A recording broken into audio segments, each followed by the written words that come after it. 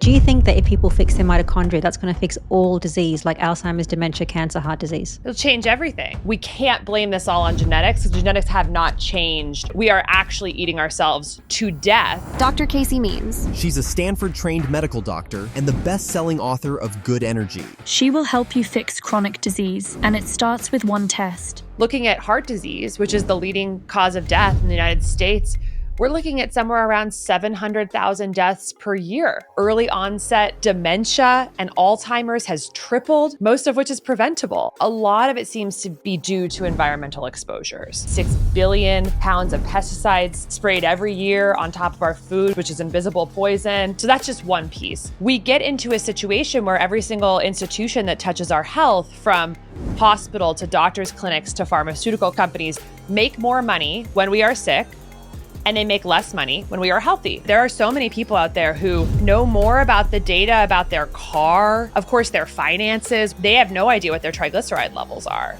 And that triglyceride level has a huge impact on whether we're going to have a heart attack, stroke, Alzheimer's one day. For people listening who have chronic issues, so something that's been going on for a long period of time, no matter what that issue is, I would investigate how your metabolic health is. Okay, let's go through these metabolic markers, tools that we can use to know, are we in metabolic health and have amazing health? 88% of Americans are off on at least one of those 5. The key one, the test I love more than all other tests, which is fasting insulin. This episode features Dr. Casey Means, a Stanford-trained physician who is the world's foremost expert in metabolic health. Dr. Means asserts that over 90% of chronic disease comes from what we eat and mitochondrial dysfunction. And in this episode, Dr. Means will talk about how you can prevent chronic disease, but most importantly, the 5 metabolic markers that every person needs to know and test. Now, this information is not what you're going to hear from big food and big pharma. And in fact, Dr. Means will talk about how these entities are corrupting the healthcare system and incentivize to make us sick. And our mission on this health podcast is to spread the message of root cause healing, that you can fix your disease through what you eat. So if you're learning from and enjoying these free episodes, please hit the subscribe button, because 81% of you who watch these episodes regularly have not subscribed. And by the simple act of subscribing, you can help share this message to millions more people that need to hear the truth. And now for the episode with Dr. Casey Means. Dr. Means, welcome. Thank you so much for having me. There's nothing worse in life than looking down at your dad, who's looking back at you with no hope in his eyes, dying of dementia. This story is a story of my dad, and for you, Dr. Means, it was a story of your mum who was dying of cancer. And I'm sure that many of you watching, you will know somebody that has had heart disease, cancer, Alzheimer's, or even dementia. And in my dad's case, the doctor said there was nothing really that could have saved him. But Dr. Means, you say otherwise. So today, Dr. Means is going to talk about how you can prevent all of these chronic diseases and why it starts from your mitochondria, why over 90% of the foods that we're eating are actually causing chronic disease, but most importantly, how to fix it. So Dr. Means, my first question, how many people will die from a preventable chronic disease? Well, unfortunately, the numbers are astronomical. And I think the first thing to cover is just like, what do we mean by a preventable metabolic disease? So I think a lot of people don't necessarily understand that some of the diseases like heart disease or type 2 diabetes or chronic liver disease or even cancer, that are the leading causes of death in the United States, that many of these are actually preventable metabolic diseases. So what does that mean? Well, these different diseases, of course, they look different. If we're looking at the symptoms and how they show up and what the biomarkers are, they look different. And that's why we see different specialists for different problems. We see an oncologist and we see a cardiologist and we see an endocrinologist for the diabetes and all these different specialists.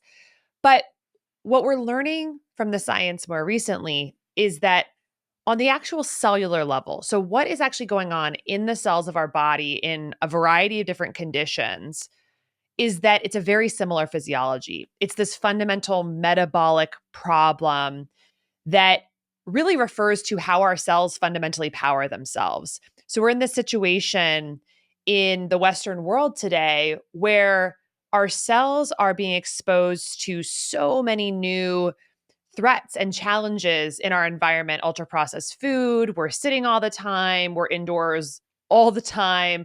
There's tens of thousands of synthetic toxins in our environment by industry. It's hurting our metabolic machinery. This is damaging the fundamental process of how our cells make energy. And this is leading to different diseases all over the body, which we have different names for and we see different specialists for. But fundamentally, on that physiologic level, a lot of them are rooted in this core disturbance caused by largely our environment. So when we look at numbers, we can go through, several of these different diseases, but looking at heart disease, which is the leading cause of death in the United States, we're looking at somewhere around 700,000 deaths per year for heart disease, most of which is preventable. And these are just gigantic numbers. For cancer, this is not deaths, but in terms of incidence, this is the first year in American history that we're expected to have over 2 million new cases of cancer. And actually, young adult cancers, so in people under 50, are up 79%. So cancers, even in the young, are starting to skyrocket. For a long time, we thought, oh, the reason that cancer is going up is because people are living longer. But in fact, we're actually starting to see these in younger people as our environment continues to hurt our cellular biology.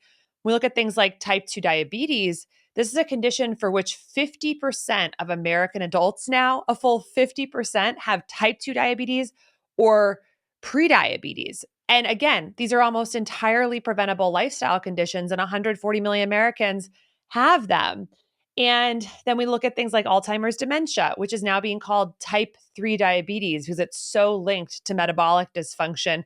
This is something we're starting to see in younger and younger people. Early onset dementia and Alzheimer's has tripled since 2013. So these are all on the metabolic spectrum, but I think it's also important to note that some of the non-lethal diseases that are actually just really plaguing our quality of life are also on the rise. And we know they're linked to metabolic dysfunction. So this is things ranging from depression and anxiety to migraines, chronic pain, arthritis, gout, just infertility, erectile dysfunction. There's several diseases that are what I would say warning signs for something going on within our physiology that could lead to these louder warning signs down the road, these lethal illnesses. So really the key message here is that the question of how many deaths are being caused by metabolic problems, I think it's almost incalculable. And it will actually, for us to fully understand that number, it will require us to look at health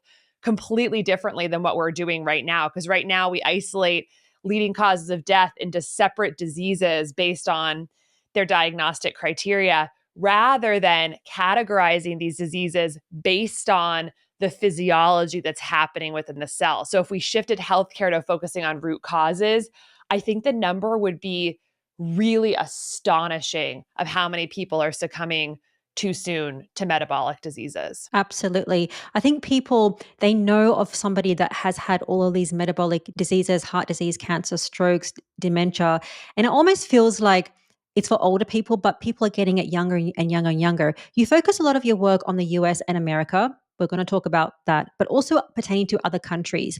I want to talk about why Americans are sick. Why do you think that is? It's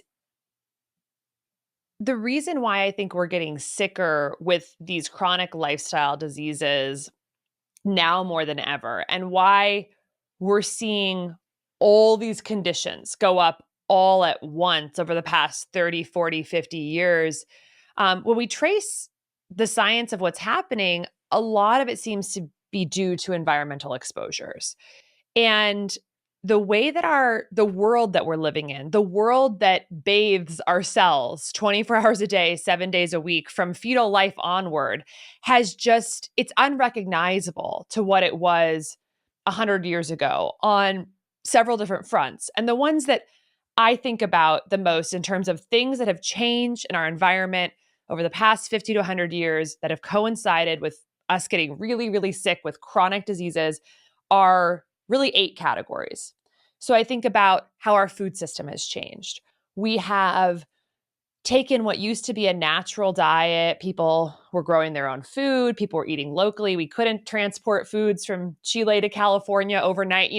It's so different than it was traditionally.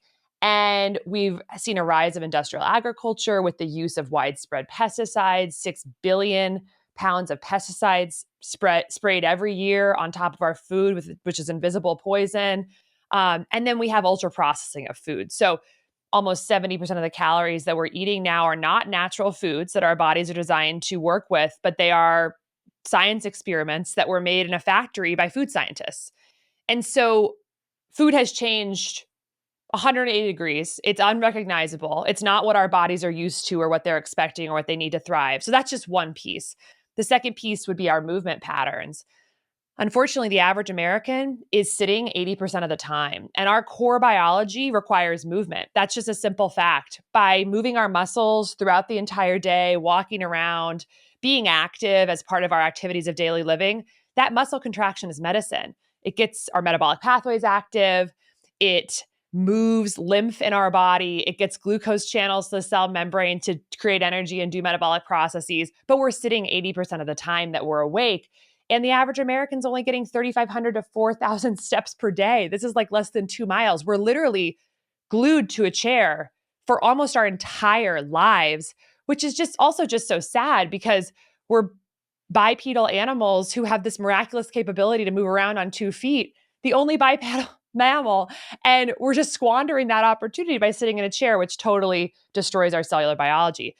Third, we look at our emotional environment. And I think this is harder to kind of pinpoint because things have been tough for humans, I think, all throughout human history. There's always been threats, but we have this new interesting threat, which I think is isolation and also the fear-inducing nature of technology and of social media. We know that people will pay attention to things that are threatening because that's an evolutionary survival mechanism. You want to make sure you're aware of threats, and the media understands this. And so, they say it flat out: if it bleeds, it leads. So we have a device in our hands, phones that are streaming sensationalist, fear-inducing media 24 hours a day that we're sitting with at our dinner tables and while we fall asleep at night.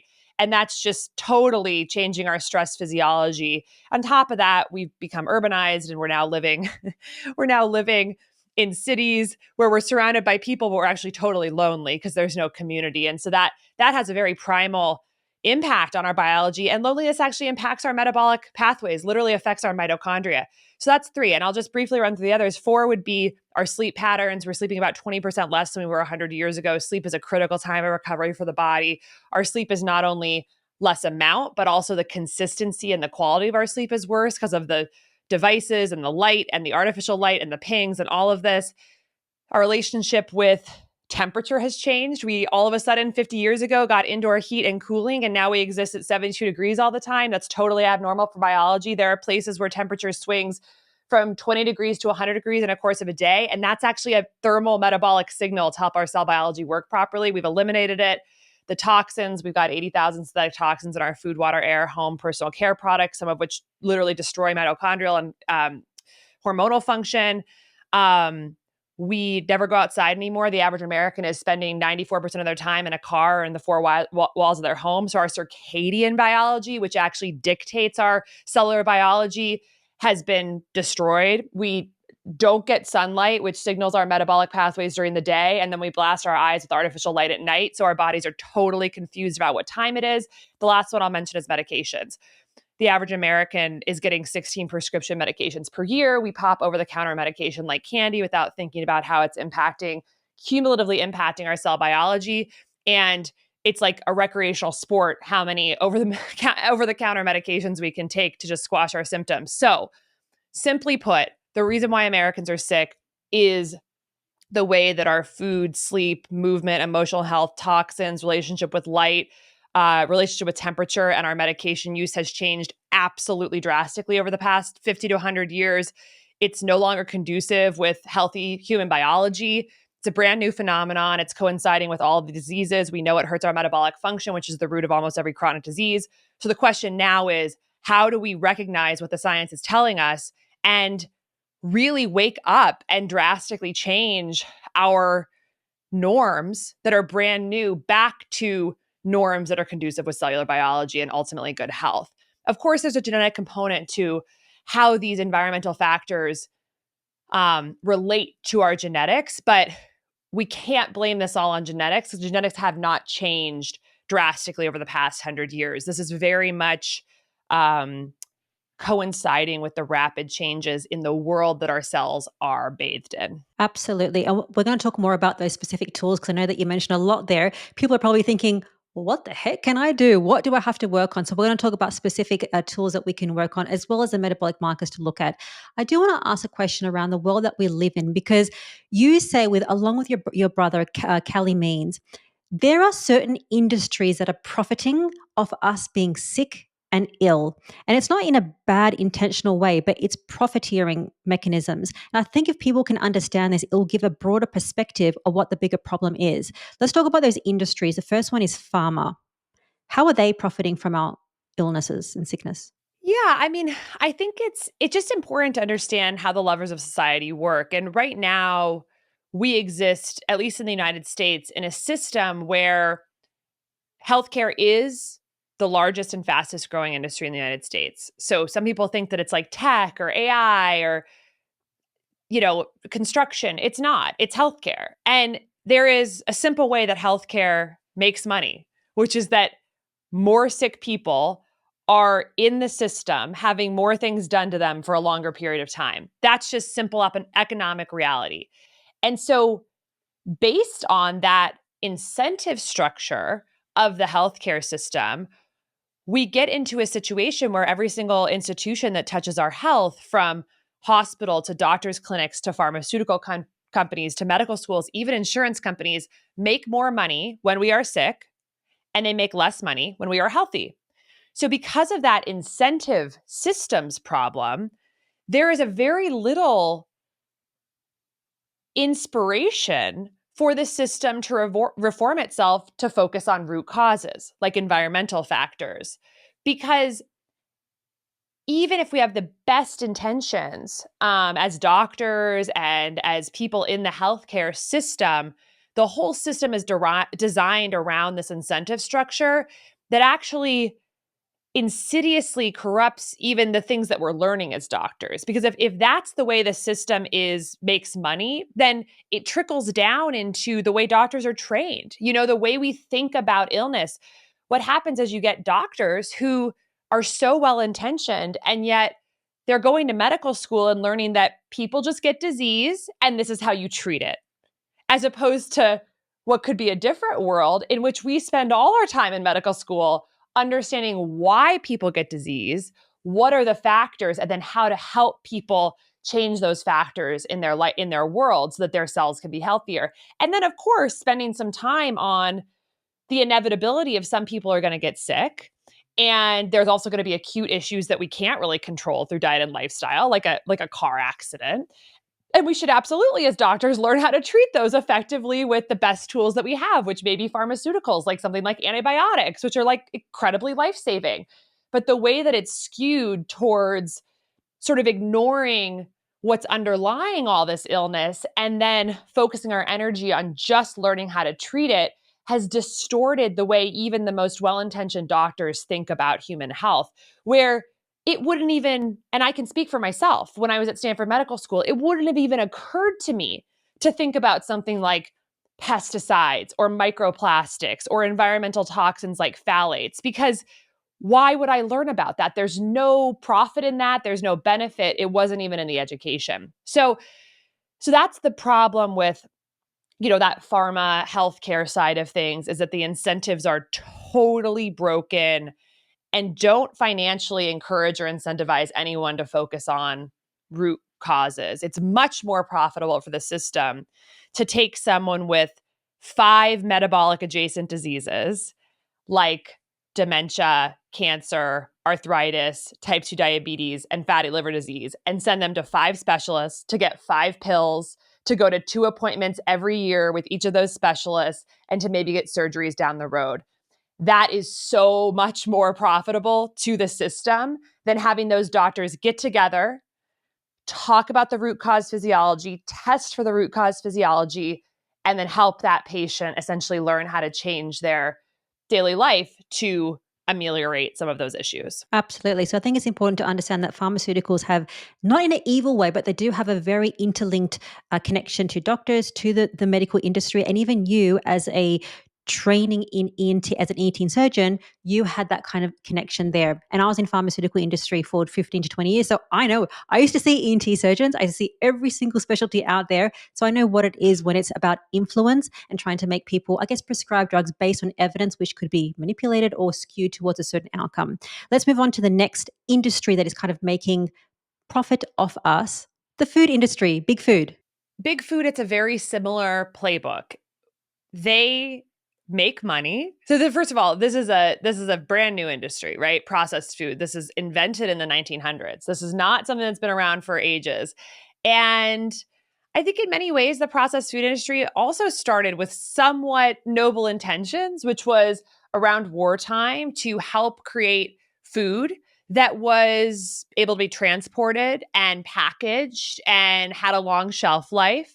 And then coinciding with women's liberation, it was sort of, hey, here's an option to not have to be in the kitchen all day because you can pursue higher goals. So in some sense, there was like, there's some good parts about how it started. But unfortunately, what we learned quickly is that for the processed food industry to make as much money as humanly possible, what you want is to create foods that are biologically addictive, that subvert our satiety mechanisms and don't make us feel full, take us to our bliss point so that we are desperate to seek these food, and that they really scientifically promote food-seeking behavior so that people will be addicted and eat as much as humanly possible at any cost. And of course, the cost is that 74% of Americans are now overweight or obese, and we are actually eating ourselves to death.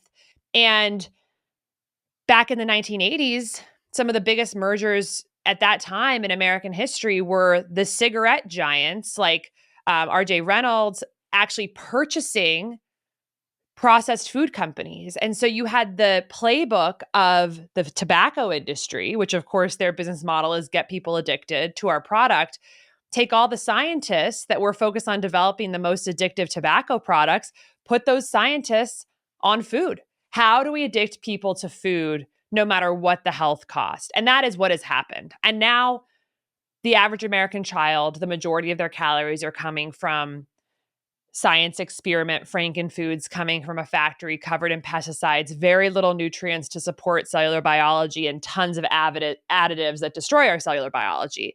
And so this is, of course, part of why children are actually getting chronic illness right now at alarming, astonishing rates.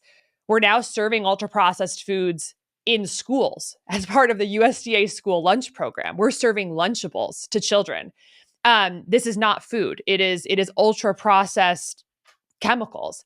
And so the similar to the healthcare industry, like the food industry makes money when we are addicted, and the healthcare industry makes money when we're sick and need to be managed. And so this creates a really potent devil's bargain between two of the largest industries in the United States, where you have a food system that is making people sick due to addiction to ultra-processed food, and you have a healthcare system that conveniently profits off of the illness that are created by the ultra-processed food system. And this becomes a monumentally profitable set of industries that are actually controlling a huge portion of the largest GDP in the entire world. And Americans are getting sicker every single year. And what is the most astonishing part is that doctors aren't calling this out. We don't see the head of the FDA, the head of the USDA, the head of the NIH, the head of the CDC. We don't see them standing on the steps of Congress saying, everyone stop. Americans are getting sicker at alarming rates. We must stop and address this. That's not happening. Have you ever seen that happen? No, it's not. It's not happening. And that should make everyone scratch their heads. If the trends are getting much worse, we understand the factors that are causing these diseases, and our health leaders are silent about the root causes, that's a problem. I would like to take a brief break to thank the sponsor of this episode, LMNT. Now, if you want to improve your metabolic health, a key effective strategy is nutrition, what you eat, specifically following a low carb to zero carb nutrition protocol, depending on your metabolic flexibility. However, as you do this, you might experience some side effects like headache, fatigue, and nausea, which is very common. So you might want to add in some high quality electrolytes, specifically sodium, potassium, and magnesium, which is essential for proper brain and body function. I personally like to use a high quality supplement like LMNT because it has the right science backed mix of sodium, potassium, and magnesium without any preservatives and nothing artificial. I like to use the raw, unflavored option in my morning coffee. My husband likes the chocolate salt in winter and the watermelon salt in summer. And Element has also launched their new sparkling water range. And right now, Element is offering this free sample pack on every order. So you're going to get 8 single servings to try for free. So if you want this, just head to drinkelement.com/5-minute body. I want to talk about doctors. You're a doctor yourself. Why do you say you can't trust us? You know, the chapter in my book that I talk about, and I actually don't say that. So I don't say you don't trust us. I say trust yourself, not your doctor. And what I mean by that, it's not that doctors can't be trusted. It's that we shouldn't have blind trust in any particular person. We should absolutely be probing everyone, our lawyers, our doctors, our financial advisors, our mechanic. We should be understanding what their motivations are, who they are as people, what kind of work they're going to be doing, what their outcomes are. And we should also be educated enough about whatever problem we're getting expert advice on to understand whether we agree with the plan of action that we're ultimately paying for and that's going to directly affect our lives. So it's about not having blind faith in really anything, and to be an educated consumer of services that affect our lives really deeply. And I just think that's so wild that that's become a revolutionary statement. You know, we have these bodies that are our bodies. We have incredible intuition. If you're a spiritual person, we also have incredible power through our connection to consciousness and just the incredible amount of information that we can get from tuning into that higher power. And even if you don't believe in that, then just stick with intuition or self-knowing.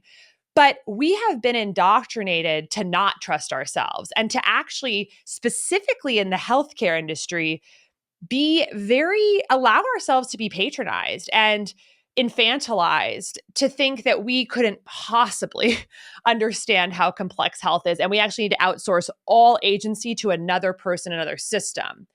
But that system is failing, abjectly failing. We're getting sicker every year. So we should stop and ask questions. We should not trust the system fully, but we should be very empowered consumers of the services of that system and require that we are seeing good outcomes over time for ourselves and our families in order to continue moving forward with whatever practitioner or service that you're using.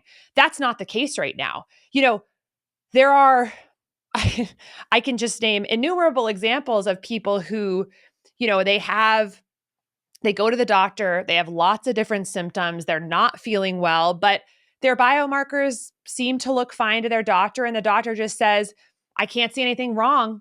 There's nothing we can do, or maybe try this medication. That should be unacceptable. You know, we should be expecting and requiring our healthcare practitioners to dig deeper with us and for us to figure out why we don't feel well. So that's really the idea there. And what's so incredible about the time that we're living right now in human history, it's so exciting. It's dark in many ways because health is poor and it doesn't seem like our main industries are doing anything to protect us, including our government, unfortunately. But what's exciting is that there is a lot of light and there's a lot of bottoms up forces happening, allowing people to have more access to their own health data, to understand their core physiology so they can hopefully live healthier and more thriving lives. So this is things like wearables. You know, most of us are wearing an Oura Ring or an Apple Watch or a Fitbit or using an 8 Sleep mattress or something like that to just really understand, how is my sleep?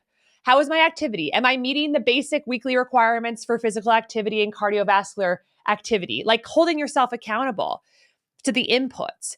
How's my stress? How's my HRV? That's amazing. Then you look at biowearables. We now have continuous glucose monitors that can tell you what your blood sugar is doing 24 hours a day. And there's companies allowing access to these sensors that tell us about a key metabolic biomarker. Then you've got direct-to-consumer lab testing, things like Function Health and Levels and Inside Tracker that are allowing people to see their own biomarkers without having to beg their doctor for like a small sampling of biomarkers once a year. It's at our fingertips. For $500, we can get 110 biomarkers as opposed to like 4. So there's very exciting trends that all speak to becoming a more empowered individual, understanding the core root cause factors and biomarkers of our health so that we can then implement dietary and lifestyle changes, maybe with the counsel of a doctor or a nutritionist or an expert, and then track over time if it's moving in the right direction. Because if we understand our biomarkers and they are moving in the right direction over time, we can be confident in our choices. And if they are not moving in the right direction over time, we should shift gears and we should be the CEO of that process and utilize expert input that we trust and that we have probed in order to advise us. So, that's sort of where we're at with healthcare. And I just think it's fascinating that there are so many people out there who I think know more about the data about their car, about what's happening in the inner works in their car. Of course, their finances. We look at our bank accounts all the time. And yet they have no idea what their triglyceride levels are. And that triglyceride level has a huge impact on whether we're going to have a heart attack, stroke, Alzheimer's one day. So we need to start shifting. Why is it healthcare that we've basically been indoctrinated to be ignorant about our own bodies? It should be the thing we're most engaged with. And not fully outsourcing. It's not like we would get a financial advisor and then give all control to them about our finances, but that's kind of what we're doing with health. And that's not the way it needs to be anymore because there's amazing tools and technologies that let us have more access to information. And we're going to talk about these specific tools and the ranges that people need to look at so they can understand their metabolic health one by one. So it's very, very simple. I want to talk about medications. Every medication in the world has side effects. Every medication in the world has something called a number needed to treat, which is essentially how many people have to be on that medication for one person to get clinical benefit. And I think what would astonish people is that there are many common medications like cholesterol medications, reflux medications, even cancer medications for which the number needed to treat is 5, 10, 15, even 20, meaning I think we'd assume that every person who goes on a medication gets some benefit from it. But in fact, with almost every medication, there are a certain number of people who need to be treated for one person to get clinical benefit. And so every medication has side effects. Every medication generally requires some amount of people to be treated for one person to have benefit. And I think because we live in this world of averages and statistical, that's what we focus on in our research is sort of statistical averages. And the individual can get lost in that shuffle.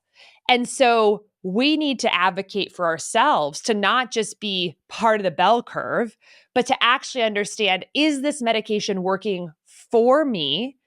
And is there anything else I could be doing other than this medication to get similar or better outcomes? And if I am on a medication, am I taking the right precautions to avoid the side effects? For instance, people who are on statins who take coenzyme Q10, a supplement, can sometimes avoid some of the side effects from that medication just by having that small piece of information. And now, of course, there's incredible micronutrient testing. So we actually could really know where we are in terms of our levels of these things. So broader picture, it's about seeing the full lay of the land rather than just accepting like your LDL is high. Here's a statin, go to the pharmacy and pick it up. I'll see you in a year. That's not really an acceptable, nuanced strategy. Absolutely. And these things are extending to other medications, including Ozempic.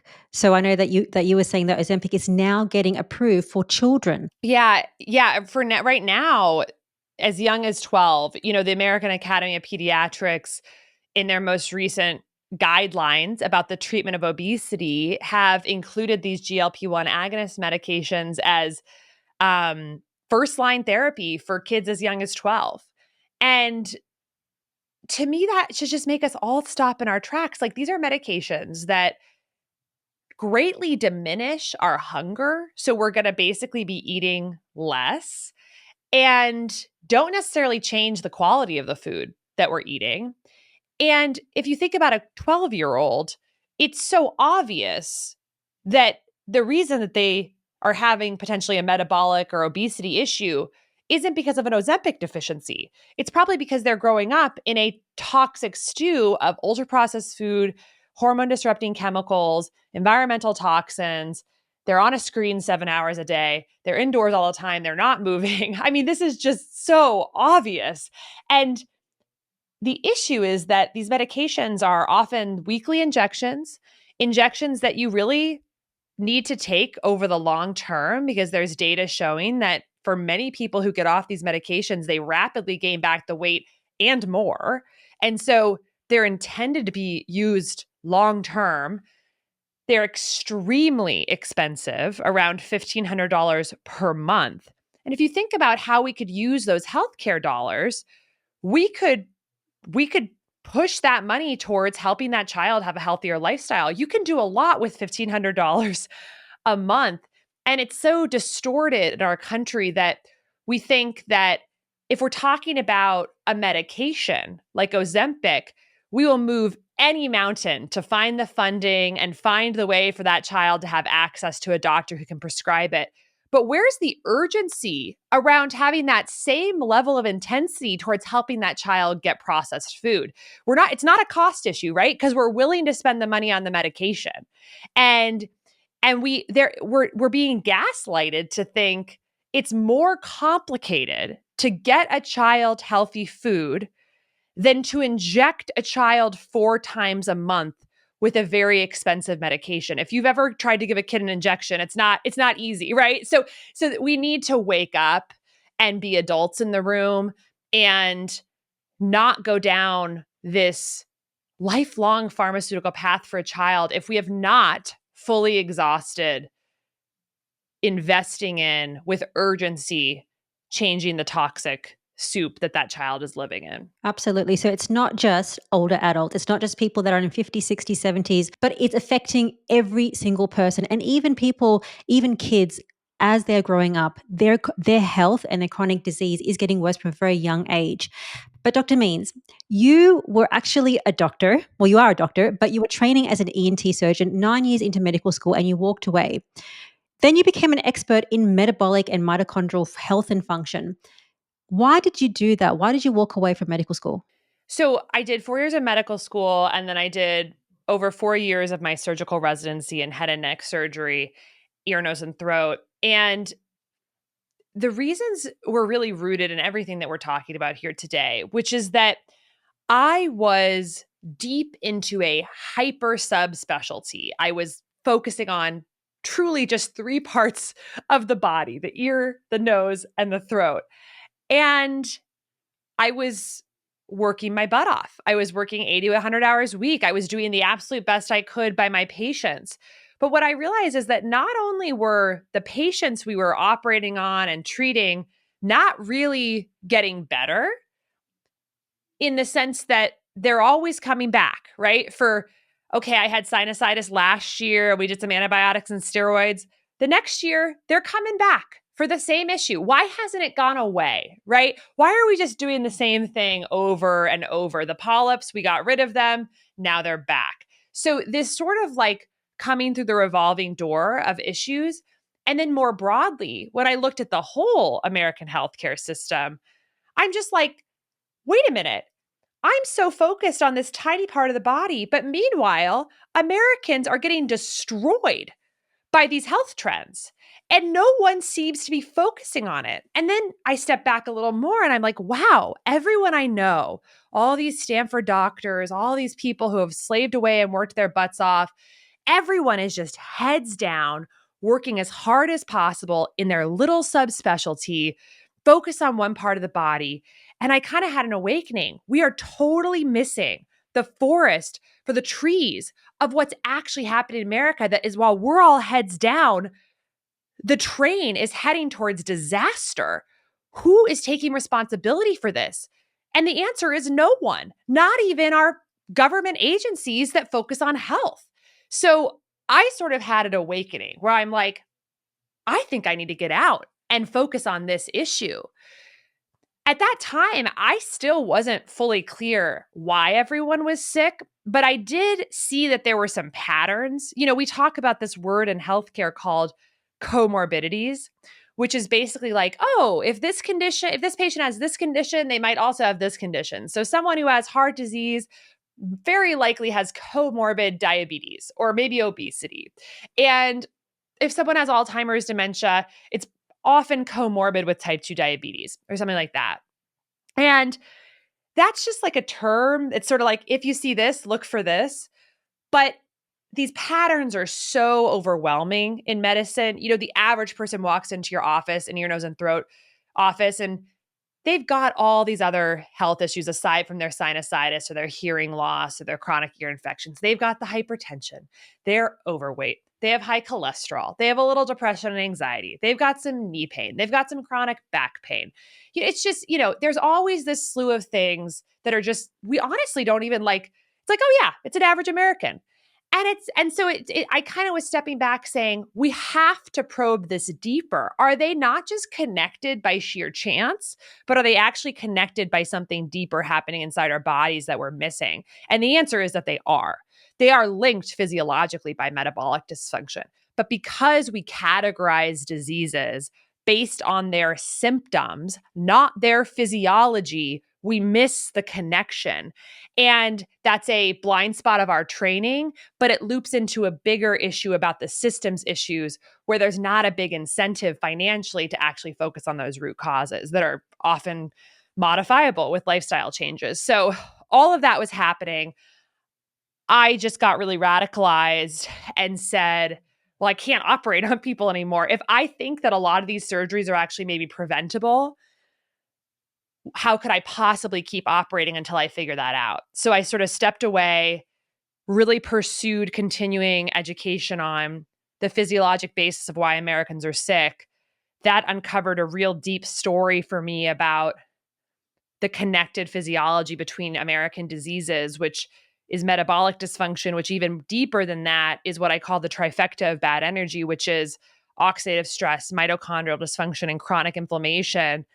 And if you go into any specialty and look at their common chronic diseases, and you go to PubMed, where all the research papers are, and you start searching those conditions with the words mitochondrial dysfunction, oxidative stress, chronic inflammation, what you'll find is that there is a trove of research showing us that these conditions are all linked by these physiologic disturbances.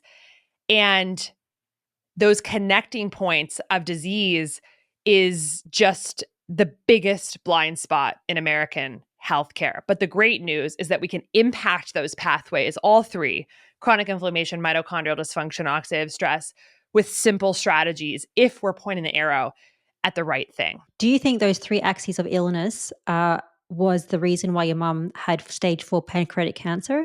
I'm almost certain of that. I'm the conditions she had physiologically are rooted in that trifecta. But unfortunately, we don't really test for those things. We don't really talk about those things. I obviously can't prove that now because she's no longer with us. But when you lay out papers on the ground of every one of the conditions she had, starting at age 40 all the way to when she died at 72, the high blood pressure, the high cholesterol, the high blood sugar, the really bad menopausal symptoms, the weight loss resistance after giving birth. She was overweight and really couldn't lose the belly fat. She had an extremely large baby. I was almost 12 pounds, fetal macrosomia, and then ultimately pancreatic cancer. When you sort of lay all those papers out on the ground about the physiology of those diseases, those are the connecting points.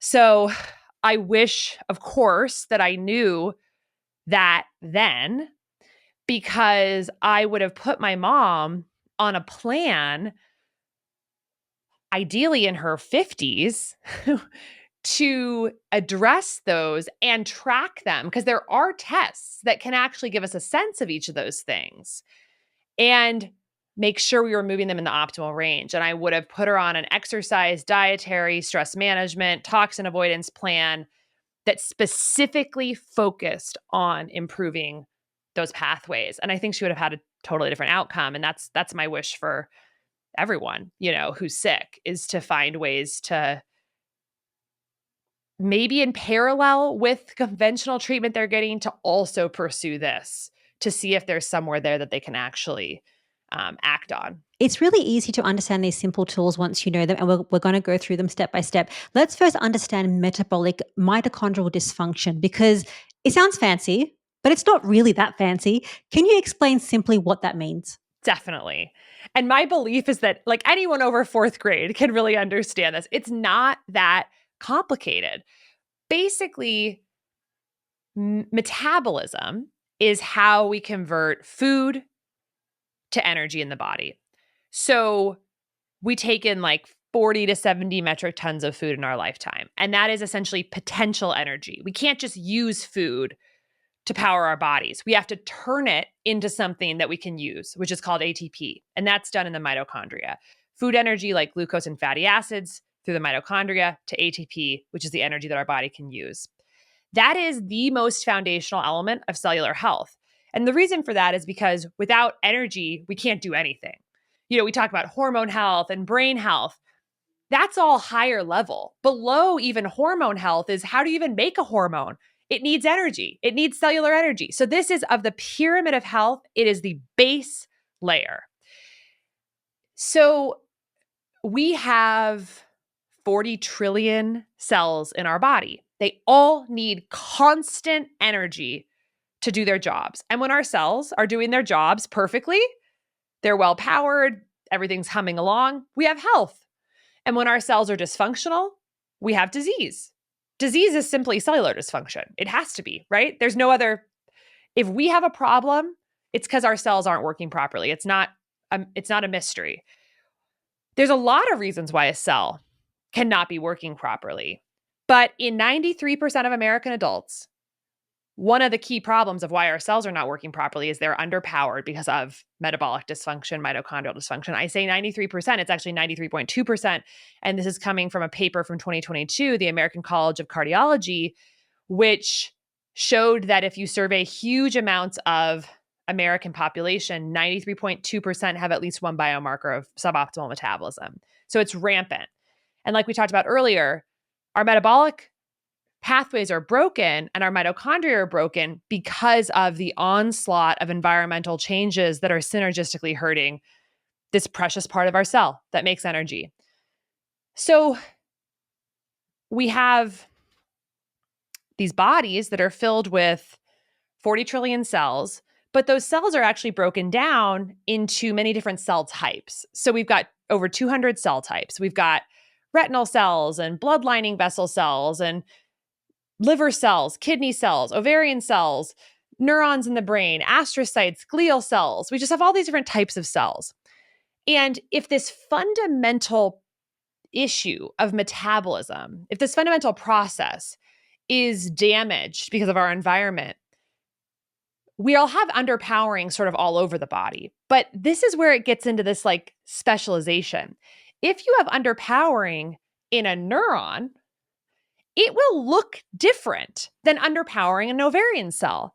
In the ovary, metabolic dysfunction can look like polycystic ovarian syndrome, which is the leading cause of infertility in the United States, and menstrual irregularity, and it's a metabolic condition. If it's happening in a neuron, it could look like depression, anxiety, Alzheimer's, dementia, migraine, chronic pain, all conditions that we know are associated with metabolic dysfunction. And if it's happening in the liver, it's going to look like fatty liver disease. So this is where we get so confused as a healthcare system. We mistake the symptoms for the disease, but the disease is happening inside the cells. It's not the symptom. The symptom is the downstream cell type specific manifestation of physiology that's happening inside the cell that's invisible.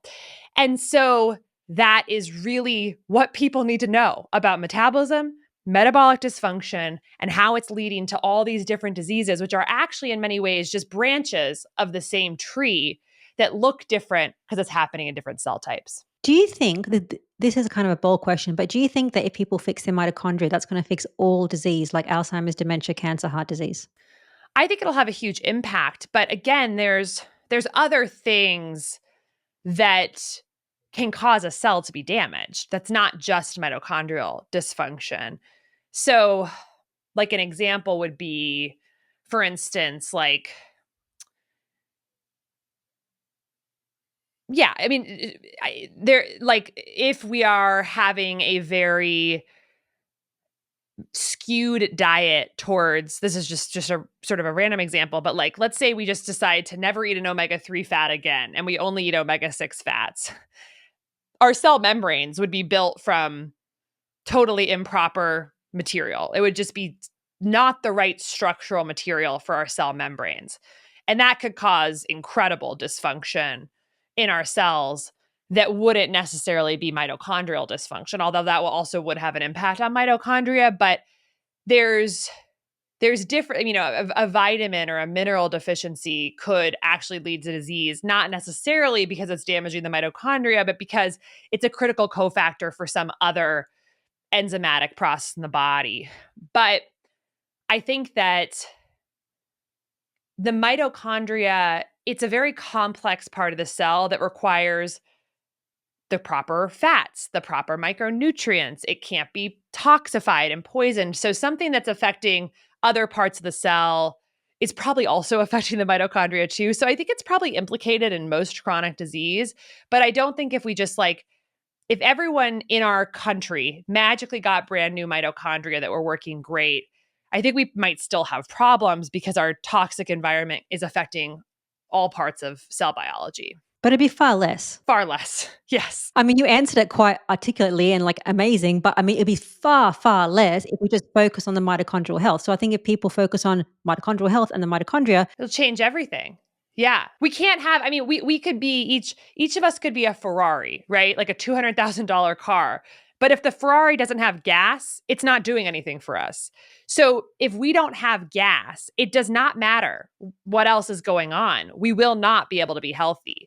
And that's happening in 93% of Americans, that we are somehow undergassed because of metabolic issues. So what I would say is that, and this is a bold statement, but I would say for people listening who have chronic issues, so something that's been going on for a long period of time, no matter what that issue is, I would investigate how your metabolic health is. Because even if the metabolic issues aren't the only or the key cause of the problem, if it's not optimal, you should absolutely clean that up. It's an actionable area of health that will make healing easier, no matter what else is going on. So because it's almost 9.4 out of 10 of us have this problem, it should be one of the first things we investigate with our lab testing and work to improve as a way to just clean up the area before we go to the higher levels of investigation. So it's just also so simple and cheap to test. And we'll talk about that. But so essentially, I'd say for almost any child or adult, we need to know what our metabolic health is. It's the key aspect of health, and we can do it cheaply and easily. And we should be able to rattle off our biomarkers for key metabolic biomarkers with the same ease that we would rattle off our phone number. It's that fundamental. Okay, let's go through these metabolic markers, tools that we can use to know, are we in metabolic health and have amazing health? What are those that we need to primarily look at? So if we are going, I like to think about it as there's sort of small, medium, and large for how deep you can go into this. And I always like to start with small because some people, we can't spend $500 on lab testing. So we should do the one that's $50 or free and at least get a sense. So I'll start there, but then of course, the sky's the limit, and we can talk a little bit about that. So when we think about the actual just defined criteria for metabolic syndrome, like that all the powers that be use, that is looking at 5 biomarkers: fasting glucose, HDL cholesterol, triglycerides, waist circumference, and blood pressure. And if fasting glucose is less than 100 and HDL is above 40 in men and 50 in women, and triglycerides are less than 150, blood pressure less than 120/80, and waist circumference less than 35 inches in women and 40 inches in men, that's considered like quote unquote optimally metabolically healthy. So at a very baseline, we should all know those at least probably 3 or 4 times a year and make sure we're in optimal. But unfortunately, there's a UNC study from 2018 that showed that 88% of Americans are off on at least one of those 5. So we should make it our huge priority starting today, if one of those biomarkers is not in the range I just said, to get it in that range. Then there's additional criteria that we can add in that add a little bit more nuance that are still very easy tests to get. So this would be like a hemoglobin A1C. That's an average marker of glucose over about 90 days. And we want that to be less than 5.7%, ideally even lower. But that's another marker of, okay, we're in the healthier range for metabolic health. It's less than 5.7%. Then there's markers of heart disease causing cholesterol. And in the past, we've talked a lot about LDL. A marker that is emerging as sort of a better and more specific marker is ApoB, apolipoprotein B, 100. And unfortunately, there's not actually a standard range for that or like a criteria that we all agree on of what is optimal. But it's the protein that is on all particles of cholesterol-containing particles that promote heart disease. And that's, of course, on that metabolic spectrum. So we probably want that number quite low. And like Peter Attia has dug deep into this, but looking at like less than 60, and some of the things you'll read online is that like less than 130 is fine, but actually probably like much lower is better than that. So that's ApoB. And then you get into like the second tier stuff, which is like more richness and nuance about metabolic health. So I love to get liver function tests. Liver is the organ that is like the first pass for all metabolic processes. It's the place where everything from our digestion goes first to be processed. It is connected directly with a portal vein to the pancreas, which makes our insulin. So it is like intimately linked to key metabolic stuff, digestion, pancreas, hormones, etc. And when our diet is poor and our lifestyle is poor, the liver gets screwed. We get fatty liver disease, we get inflammation in the liver, and then it's kind of a domino effect from there where like lots of stuff goes poorly. So I want to see pristine, amazing liver tests. So this is AST and ALT. These are called transaminases that can get released into circulation if the liver cells are damaged. And in researching the book, it looks like actually less than 17 is best for both AST and ALT, even though a lot of standard ranges will say less than 45 is fine. Of course, we want those numbers to be even lower because that means less damage to our liver cells. Then I really like to get a vitamin D because vitamin D is a very actionable hormone that is deeply related to our metabolic health and insulin sensitivity. And right now, the ranges for that are far too lenient. That, above 35, 40, we want it probably 60 to 90, 60 to 80 to really have optimal cellular biology. I really want to see an HSCRP, high sensitivity C-reactive protein. This is a marker of chronic inflammation, which is one of the trifecta of bad energy components. And fascinatingly, the standard range is, again, far too lenient. They'll say above 3 is higher risk, less than 1 is probably quite good. But from the research, it looks like actually less than 0.36 is where we want to be. Not just less than 1, but less than 0.36. So that's saying that your body's not likely dealing with chronic inflammation. Of course, chronic inflammation can ensue from mitochondrial dysfunction, because mitochondrial dysfunction leads to a cell that's underpowered. A cell that's underpowered is a cell that's in distress. A cell that's in distress is releasing signals to the body that it needs help, and the immune system comes to help, but it can't help because that cell is broken from the inside. That's why we got to test chronic inflammation, because our key reason we're inflamed is because our cells are under distress from mitochondrial dysfunction. And then, so liver function tests, CRP, vitamin D. There's a test called GGT, gamma glutamyl transferase, which is also made in the liver and elsewhere. This one's interesting because it's one of the only biomarkers that can kind of give us a clue about what's happening with oxidative stress, which is the third pillar of bad energy. We talked about mitochondrial dysfunction, chronic inflammation, and oxidative stress. So GGT can rise when our body is under more oxidative stress and our body's having to produce more antioxidants to deal with that. And it looks like less than 8 is probably ideal for that. And so those are a few additional tests. And and then, of course, forgetting the key one, the test I love more than all other tests, which is fasting insulin. So this is so fasting insulin is just an incredible test, because as our mitochondrial dysfunction starts brewing because of our environment hurting our cells, the cells will have trouble producing energy from food. And to protect themselves, the cells will block essentially food substrates, glucose, from getting into the cell because it can't process it. It's broken.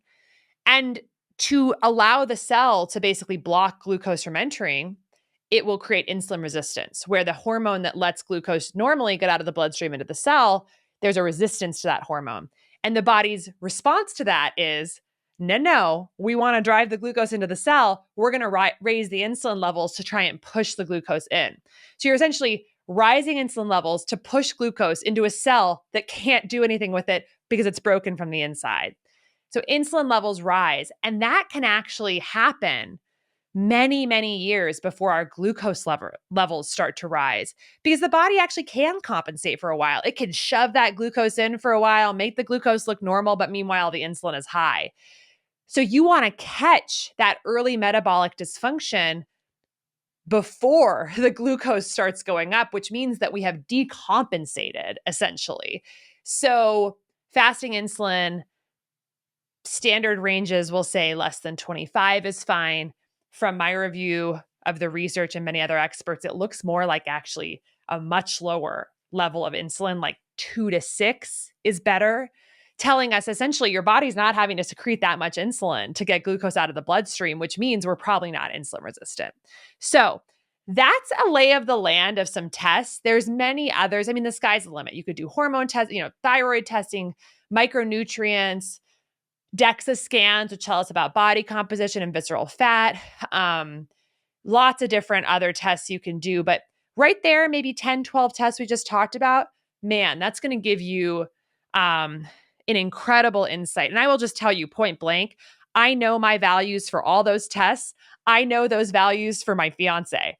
I know that, and we get them done every 4 to 6 months, so that we can know if anything's going off the rails and what we need to do in our diet and our home life to keep things on track. And we should all, if I'm sitting across from you at a dinner party and I say, what's your most recent triglyceride? You should be able to say to me 47 or whatever it is. That is, we should condition ourselves to understand that is the responsible thing, is to know what these key biomarkers are. So that's the overview. Okay, let's move on to solutions, because you mentioned them right at the beginning.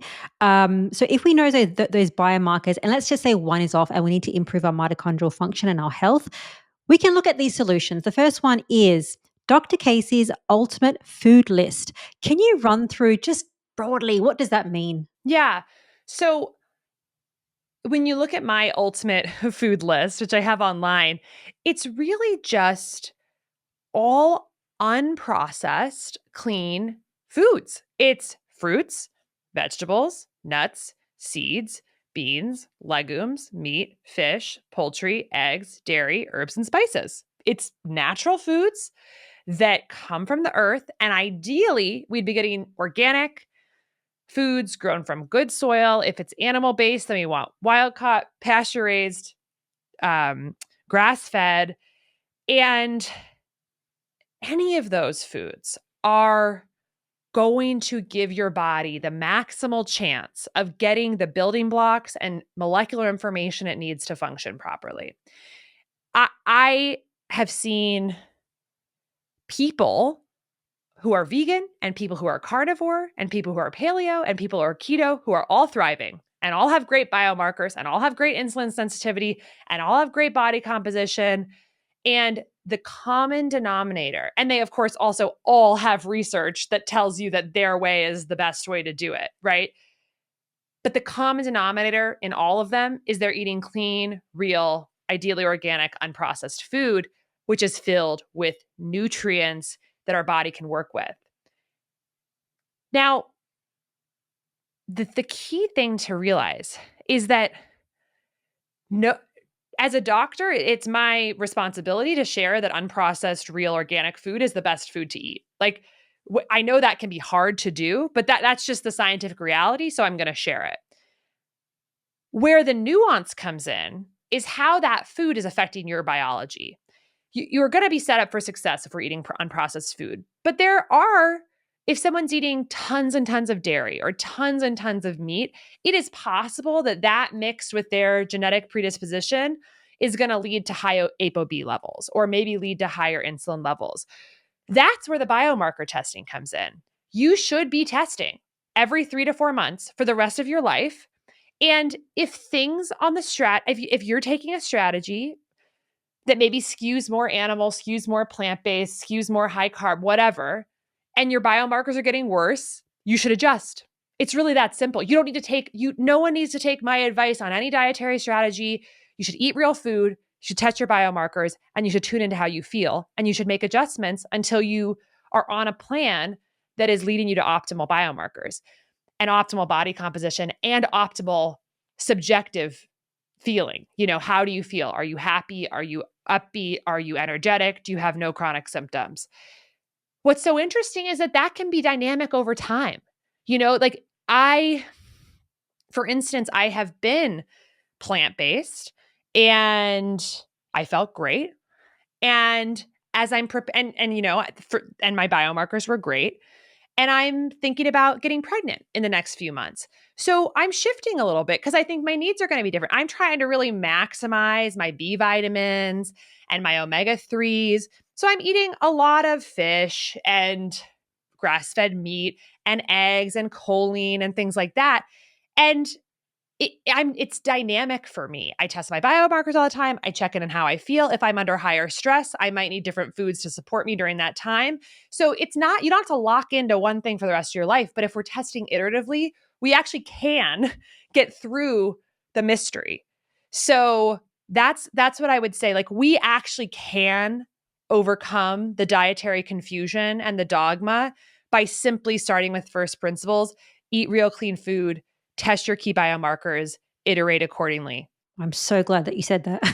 So many people are confused about what to eat. Like, this food is bad, but you have to test and see what works for you. And I'm glad that you said that, you're moving more towards an animal-based protocols based on the fact that you would like to get pregnant soon and what are the nutrients that you might need. Let's move on to movement.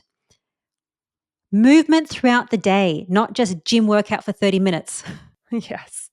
Yeah. So this to me, it was such a revelation when I was writing my book, but it also just makes so much sense when you really think about it. The US has more gym memberships than any other country in the world, and we are amongst the fattest country in the world. So there's like a correlation between how many gym memberships we have and how fat we're getting. Isn't that wild? And of course, you could say, well, people aren't going to the gyms, whatever. But the reality is we're investing in a strategy and we're getting sicker. And when you step back, the concept of exercise is all about a discrete period of activity that we do and we kind of check it off the list and it's done. But that's actually different than what our biology also needs to function optimally, which is moving all throughout the day. A body in motion is different physiology than a body that is sitting and exercises for 1 to 2 hours during the day. And so the key news is that you should be doing both. You should be moving a little bit all throughout the day. I'm at a standing desk right now. I'm kind of, moving around. I'll get mean YouTube comments sometimes for people saying, oh my God, she's moving around. But it's like, I don't want to be sitting in a chair. That's not what our birthright is to sit. And by just simply standing, we're activating huge muscle groups in our legs, like that aren't activated if you're sitting. And that's keeping AMP kinase going. We've got glucose channels going to cell membrane, taking up glucose out of the bloodstream and using it. Totally different physiology than when we're sitting. Now, of course, exercise is an intervention that has different, very positive effects on our metabolic health. And each different type of exercise has a different magical alchemy on our mitochondria. Resistance training, building more muscle hypertrophy, we're printing more mitochondria. That's so cool. More mitochondria, more ability to churn through food substrates into energy. Endurance training, like zone 2 training, mitophagy, it's helping us recycle our old mitochondria and make new mitochondria and helping with mitochondrial biogenesis, more mitochondria. High intensity interval training, different effect on mitochondria. And then, of course, walking is simply, it's not building more mitochondria or necessarily recycling them, but it's getting all those mitochondria we're making healthy and printing and getting them to churn through glucose. So you want to think of each aspect of movement as critical for hitting a different piece of mitochondrial health. And that's just something I wish I could go back and have helped my mom on. It can't just be one thing. And it can't just be isolated. We have to hit the mitochondria with all these different tools in our toolbox that affect a different part of their biology and stimulate it in a different way. And so it's sort of like yes to all. We should be resistance training. We should be doing some cardiovascular training, low intensity, like endurance training. We should be doing a lot of walking. And then there's even such a place for the flexibility and agility training like yoga and, working on our fascia, because where that helps is it's getting things flowing. It's getting our lymphatic system moving and actually clearing out waste, essentially. And so there's a place for all of it, but I think it becomes so much easier to stay motivated if we know why we're doing these different things. Otherwise, it just feels so overwhelming. Like, oh, I have to do everything. It's like, no, you should do the effective dose of each thing to stimulate good mitochondrial function. And that should be the arrow that we're shooting, towards the target. So that's, we got to move more throughout the day. We have to build movement into the fabric of our everyday life, which, as those of us who sit in front of a computer, means standing desks, every 30 minutes setting a timer and doing a few air squats, walking around the block once an hour. It's non-negotiable. Absolutely. I think having those principles in your life is so important, just to make sure that you're actually doing it. Because when I first heard that protocol, I thought, this is bloody hard. I don't know how to do it. But if you just do like 7,000 steps a day, I do 3 times a day, just do like 2,000, 2,500 steps. Resistance training workouts 2 to 3 times a week. And then I try to do cardio 20 to 30 minutes 4 to 5 times a week. It seems like a lot, but then when you do it, you actually get more energy from doing the movement, doing the exercise. So I just wanted to relay that in case people are thinking, oh my God, that's too hard, but you can do it. Let's move on to the next one, which is light therapy. Is that important for the mitochondria? Oh my gosh. Yes. Yes. I think over the next 5 to 10 years, it's going to become much a bigger part of the conversation, how we have just destroyed our relationship with natural light and how bad that is for biology. Our mitochondria are intimately connected to the sun's energy, because what we're doing, first of all, the full spectrum of light from the sun goes straight into our cells and has a stimulatory effect on our cell biology. But not just that, like on a more esoteric level, what we're doing when we are making energy from food is we are actually taking solar energy stored in the carbon-carbon bonds of plants through photosynthesis, or the animals that eat the plants, and we're liberating that solar energy in our mitochondria to make our own energy. It's so cool. So it's such a travesty that over the course of just a few decades, we have essentially moved our lives completely indoors, separating our body, our skin, our retina, our mitochondria from this key source of energy. And in fact, there's a public health effort that basically wages war on the sun as if it's something evil. Sunburns, bad. Sun exposure, good. They're two different things, right? Like, we should not get burned, but we absolutely need to be out in the sun. And like I said earlier, the average American is only outside 6% of the entire day. 94% are spent in the four walls of our house or in our car. And the average child in the United States is outside less than a prisoner in the United States. So this is a travesty. It's a spiritual travesty. It is, I think, having a huge impact on our mental health, because when we see green spaces and sunlight and the outdoors, it's great for our mood, but it's also very bad for our mitochondrial health, because not only are the mitochondria light sensitive organelles, but also the solar energy hitting our retina activates a part of the brain called the suprachiasmatic nucleus, which trickles down into controlling our metabolic pathways to basically say to our body, photons hitting retina, it's daytime, do these metabolic processes. Photons not hitting retina, it's nighttime, let's do these sleep cycle, metabolic pathways. We're diurnal animals. We're meant to do certain things biologically during the sunlight and certain things in the dark. But we have totally screwed up that cycle. We've taken a diurnal organism and totally confused that by not exposing our eyeballs to solar energy during the day and then blasting our retina with blue light at night with our screens.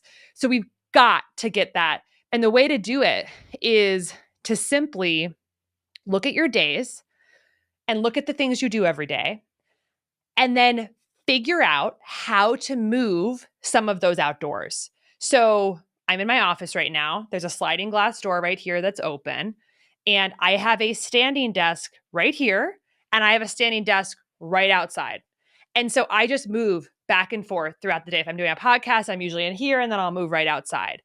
I have a treadmill under desk walking pad, and I'll just move it indoors or outdoors, wherever I am. You could, if you have a door in your kitchen, can you put a small table outside your kitchen and chop vegetables outside? When you are getting your mail from the mailbox, can you stop before you go inside and sort through the mail outside? If you're catching up with your partner or kids, instead of doing it in the living room, can you take a walk or go to a park? But we need to turn that 94% of time indoors. We need to get that down to like 50% or less, because it's so unnatural. And also, not to mention, generally the air inside our homes is more polluted than the air outside. So if we're stuck inside all day, we're also breathing the fumes of all the things in our house and the particulate matter that's inside our homes, which is of course not good for our health. So we got to get outdoors for about 100 reasons. Last question for you. It's a bit weird. How does loneliness affect the mitochondria? Such a great question. A lot. So, one of the things to really know about the mitochondria, and it's just so astonishing, is that aside from making energy, they also have the ability to direct energy use in the cell. So they're like the motherboard of the cell. They both make energy, they direct energy. They're kind of controlling like everything. And the mitochondria have a lot of different ways biochemically to understand how safe the surroundings are. And if there's a sense that it's not safe, which of course it could be through like high cortisol levels, like there's biochemical ways it can know if we're in a state of unsafety. If it feels unsafe to the mitochondria, they are going to direct energy towards promoting inflammation, recruiting the immune system. They will literally actually release chemicals like ATP, which is energy, which is supposed to be intracellular, and they'll release it outside the cell, which actually is a huge threat signal that recruits the immune system. So anything that makes the cell feel unsafe can lead to a redirection of resources towards defense and alarm and fighting, rather than towards homeostasis and building and our well-being. And one of the key things that can affect how safe we feel is whether we feel isolated or lonely. Because from a primitive brain perspective, being isolated is one of the scariest things that can happen to a human. We are pack animals. We are community-based animals because we have huge brains, but we're very weak. And so having people around us in tribes is what keeps us safe. And what is the worst thing that can happen in a tribe is to be excommunicated from the tribe. And then you're vulnerable to everything, the lions, the tigers, starvation, all of it. So our competitive advantage is brains and cooperation. And so that is why we need to be around other people to create a biochemical hormonal reality in our body that we're safe. People that we trust and people in person. And we can't fool the body.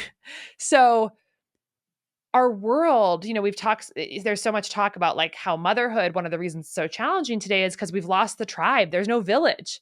We're nuclear family in our home. We don't know our neighbors.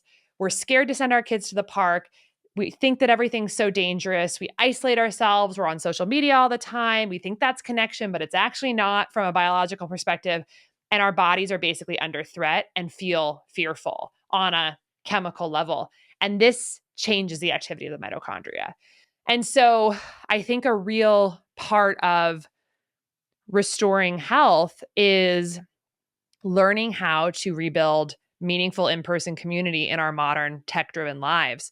COVID was such a blow to the norms of in-person connection that I think we still haven't recovered from, because we kind of got so used to just being in our homes, and in some ways it was convenient and nice, but it's not working for us. So some of this involves actually having the boldness and overcoming some fears about putting yourself out there to forge community. But for me speaking, personally, I read a paper in like 2022 about the impact of loneliness on mitochondrial function and oxidative stress. I think it was from the journal Frontiers of Psychology. Molly Maloof was one of the authors, and it hit so hard. It was during COVID, and I started crying reading this scientific paper. And I, at that time, was writing my book up in Bend, Oregon, and I kind of isolated myself because it was COVID, and I was single at the time, and I needed to finish this book by my deadline. But I realized in reading that paper, my health was not as good as it had been. And if I was being honest with myself, even though I had lots of friends around the world, I was quite lonely in Bend, Oregon, this small town. So the second I turned my book in, I put in my notice to my landlord and I moved to Los Angeles where I had a lot more friends.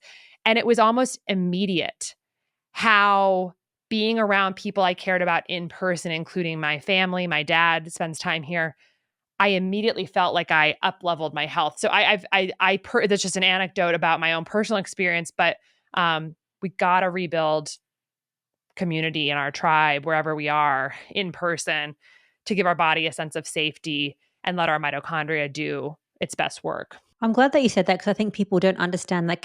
Some do and some don't understand the connection between emotional well-being, that intuitive piece, and mitochondrial health and metabolic health. So I'm glad that you said that. Dr. Casey Means, thank you so much for your time. This has been an encyclopedia on overall health, improving and boosting our mitochondria, and of course, preventing the most chronic diseases. I want you to talk about your book, Good Energy, that's behind you, because there's a lot more things in that book because we have stuff we didn't talk about, but I don't have time. So can you just talk about the book, the inspiration for it, and what people would actually learn? Yes. So this book is dedicated to my mother, as we've talked about, who I think in many ways is sort of like an archetypal American patient who was very dependent on the healthcare system, but ultimately was totally let down by it. And there wasn't any unifying theory that she understood about her health. And so she fell through the cracks and root causes were never addressed. So from that inspiration and my time in the medical system, this book is really three parts. The first part is understanding the issue. So mitochondrial dysfunction, the evidence about why metabolic dysfunction actually leads to most all chronic diseases in the US and symptoms. And then what are the systems issues and the forces of our Western society that are making this the case and that are causing us to be silent to it while many, many people profit off the problem. The second part of the book goes through every single aspect of diet and lifestyle that we talked about. So those 8 pillars, like light and temperature and food and sleep, and just is a evidence-based guidebook to why those pillars impact our metabolic health, and then exactly what to do to improve that in your life with really practical strategies, as well as a comprehensive compendium of the lab tests that you should ask for your doctor, and really straightforward interpretations of what they mean and what the optimal ranges are. And then the third part of the book is the plan. So how to actually implement the good energy strategies in our daily lives over the course of about a month, and just start putting these into practice in a really straightforward way. And then there's 30 recipes at the end of the book that are all in alignment with good energy principles. The recipes are so good. I just have to say that. I saw the recipes and I was thinking, oh, that makes like a healthy lifestyle look delicious and tasty. So I'm going to leave the link for the book and also a link to Levels, which you are a co-founder of, in the show notes of this episode, so people can check that out. But Dr. Means, thank you so much. It's been a pleasure, and I'm sure we're going to see you very soon. Thank you so much. Thank you for joining me on this episode with Dr. Casey Means. You can find the full show notes, including books, resources, and free articles at the Primal Labs. There is a link in the description of this episode. If you're learning from and enjoying these episodes, please hit the subscribe button. That is an excellent zero-cost way to support this free health podcast. If you have a question for me or a guest speaker recommendation, please leave that in the YouTube comments as I check every single one. You can also find me on other social media accounts. I'm on Instagram and on X, formerly known as Twitter, under the name of the Primal Podcast. As I generally share different information to what you'll see here on YouTube, I share different health tips and advice that I hear from the best experts. And if you love this episode, you'll also enjoy another episode I did with Dr. Annette Bosworth, also known as Dr. Boz. Dr. Boz is an expert in insulin resistance and ketogenic diets. Dr. Boz will explain insulin and insulin resistance and how that leads to chronic health conditions like dementia, Alzheimer's, and heart disease. Dr. Boz will also talk about specific protocols to help fix insulin resistance, specifically a high-fat ketogenic diet. She also talks about the 10 signs that you can visibly see in your body to know that you have insulin resistance, and also a specific protocol of why you need to have a butter-only day to fix insulin resistance, but also boost ketones. Finally, thank you for your interest in root cause healing, and I'll see you next week.